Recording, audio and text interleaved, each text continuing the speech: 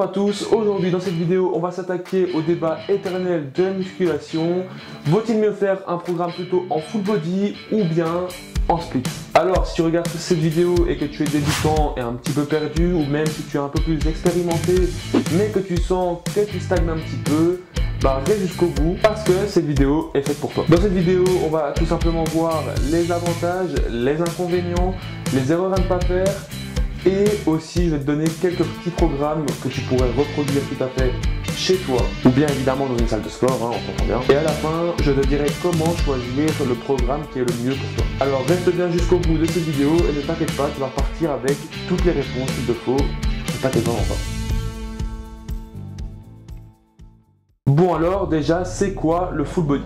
Bon, en gros, c'est pas trop compliqué. En soi, à toutes tes séances, sur toutes les séances de ta semaine, tu vas tout simplement travailler à chaque fois tous les muscles. Donc en moyenne, on s'entraîne 2 à 4 fois par semaine.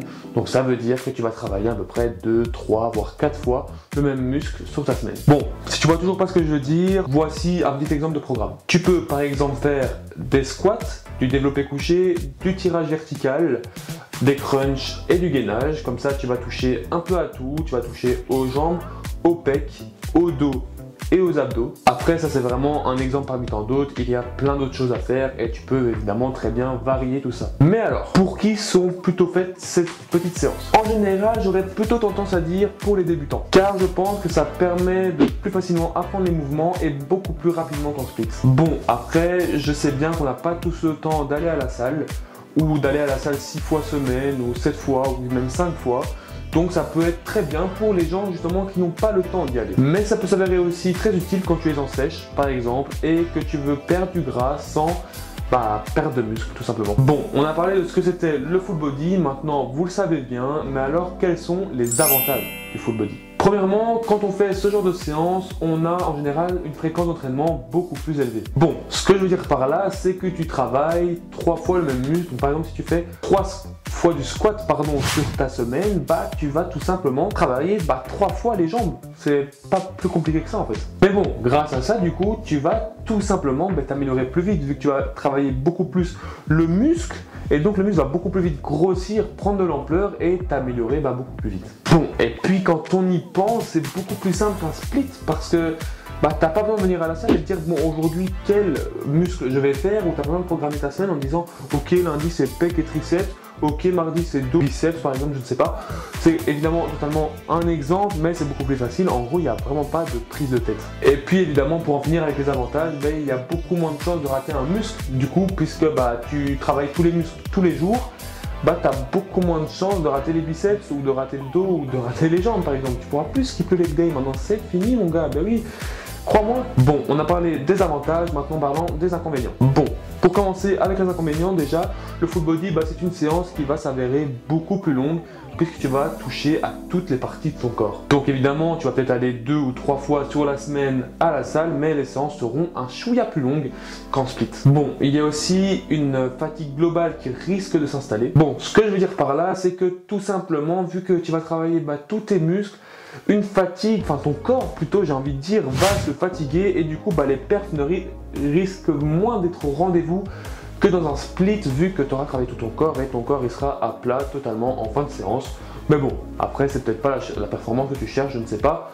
Moi personnellement c'est pas ça, mais voilà, donne-moi ton avis en commentaire. Et un inconvénient, un désavantage que j'ai trouvé aussi, c'est qu'il y a beaucoup moins de volume ciblé, donc c'est-à-dire que tu vas faire beaucoup moins d'exercices pour un seul muscle. En split tu vas en faire 3, 4, 5 et en full body tu vas peut-être faire un seulement, même peut-être un seul exo. Du coup évidemment le muscle va être beaucoup moins ciblé. Bon alors le split, qu'est-ce que c'est? Bon le split en gros c'est tout simplement quand tu vas découper ton entraînement par groupe musculaire dans ta séance. Pour te donner un petit exemple, le lundi par exemple tu vas faire les pecs et les triceps, le mardi le dos et les biceps, bon le mercredi tu travailles les jambes par exemple même si tu n'aimes pas, le jeudi tu vas travailler peut-être les épaules et les abdos. Et puis c'est tout. Après évidemment tu peux rajouter des séances si tu as envie, encore une fois c'est pas des programmes obligatoires, tu peux les modifier comme bon te semble bien sûr. Et si tu veux tu peux même faire un push-pull legs. Alors ça veut dire que tu vas tout simplement travailler tout ce qui va pousser, donc par exemple les pecs, le push, tout ce qui va tirer, le pull, par exemple le dos avec le tirage horizontal ou vertical, et les legs, les jambes tout simplement. Et donc tout ça sur plusieurs jours. Donc tu vas faire un jour push, un jour pull et un jour legs. Je l'ai pas précisé. Bon alors, tout ça c'est bien beau, mais alors quels sont les avantages du split? Bon, déjà il y a beaucoup plus d'exercices qui vont cibler. Il y aura beaucoup plus de volume ciblé pour tes muscles.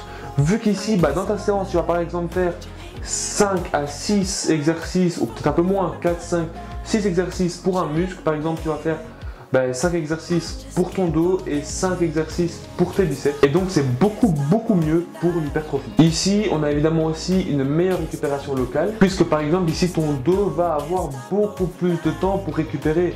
Quand tu vas faire ta séance dos, tu auras 4, voire même 5 jours pour qu'il puisse récupérer avant de tout simplement le retravailler. Et après, on va pas se mentir que ce format est beaucoup plus personnalisable qu'un format en full body. Donc ce qui est vraiment bien dans ce genre de programme, et c'est pour ça que moi aussi je le fais, c'est que tout simplement tu peux vraiment mieux viser tes faiblesses ou bien te concentrer vraiment plus sur un muscle. Mais bon, quels sont les inconvénients de ce programme? En opposition au full body, le split est vraiment beaucoup moins fait pour les débutants selon moi. Ce que je veux dire par là, c'est qu'ici on a une fréquence d'entraînement beaucoup moins élevée, donc la progression va être beaucoup plus lente au niveau de tes muscles. Bon, on va pas se mentir qu'il y a aussi le fait que quand tu rates un muscle, tu l'as raté pour quasiment toute ta semaine, à part si tu arrives à le rattraper à un moment, ce qui est super. Mais quand tu le rates et que tu le rates complètement, on va pas se mentir que ça fait assez chier, voilà, c'est vrai. Bon, et puis comme dans le full body, malheureusement c'est vrai que quand on fait du sport, tu risques aussi d'accumuler de la fatigue, parce que ici,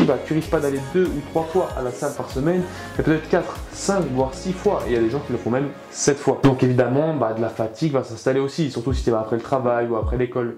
Si tu travailles pas ou si tu n'as pas l'école, tant mieux pour toi, mais c'est vrai que les gens après le travail ou l'école, c'est vraiment parfois plus compliqué. Bon, mais alors, la partie qui va sûrement vous intéresser le plus, comment choisir la séance qui nous convient le mieux? Si tu es débutant, le full body c'est vraiment le mieux. Tu n'as que 3 séances par semaine, tu progresses plus vite et tu as beaucoup moins de chances de te blesser. Ce qui, on va pas se mentir, progresser vite, surtout je pense que ce que vous avez retenu, est plutôt pas mal pour un débutant. Ensuite, si tu es plutôt intermédiaire, donc un peu comme moi, alors à ce moment-là, tu vas plutôt pouvoir faire soit un full body, mais alors vraiment bien structuré. Tu vas prendre le temps de bien le faire chez toi, de bien faire ton planning, de l'écrire soit sur ton téléphone ou sur une feuille. Ou bien plutôt un split au bas 4 fois par semaine. Ça, c'est pas si mal. Bon, moi pour ma part, je travaille en split et je vais à peu près 4 fois par semaine. Enfin, pas pour l'instant, mais je fais à peu près 4 fois par semaine et parfois je rajoute un petit 5e juste pour aller faire du bench ou des exercices que je kiffe tout simplement. Et du coup, je vous oublie pas, les personnes qui sont un peu plus occupées, le mieux reste du coup, comme je l'ai dit avant, le full body et vous allez pouvoir y aller que 2 fois par semaine. Et franchement, vous culpabilisez pas parce que c'est toujours mieux que rien. Bon alors, je vais vous donner 2 exemples de séances, de programmes que vous pouvez faire vous et que vous pouvez évidemment changer comme cela vous chante. Voilà, ça s'affiche du coup à l'écran, vous pouvez les prendre en screenshot. Voilà, je vais pas commencer à tout vous expliquer parce que sinon ce sera beaucoup trop long. Mais voilà, n'hésitez pas à se prendre en screenshot et à modifier s'il faut, la réécrire ou simplement la faire comme ça tout simplement. Bon, on arrive du coup tout doucement à la fin de cette vidéo. Au final, on ne peut pas dire qu'il y ait vraiment une meilleure façon de s'entraîner. Le mieux, c'est de choisir un programme que tu peux suivre convenablement, mais surtout régulièrement et n'oubliez pas intelligemment, c'est très important. Alors, il est important que tu te rappelles que la régularité est vraiment plus importante que la perfection. Donc, continue à aller à la salle, va à la salle, même si tu n'as pas de résultat, et continue à t'entraîner à bien faire les mouvements, etc. Et un jour, ça va payer. Et donc, rappelle-toi aussi qu'il faut plutôt un programme simple et bien fait qu'un programme compliqué et qu'on va abandonner beaucoup plus vite. Alors, si aujourd'hui tu as appris quelque chose dans cette vidéo, n'hésite surtout pas à liker et à t'abonner, ça soutient énormément la chaîne. Et évidemment, n'hésite pas à me dire quel team tu es, si tu fais plutôt du full body ou si tu fais plutôt du split. Du coup les gars, on se retrouve pour une prochaine vidéo, on se dit à très vite, allez, ciao tout le monde.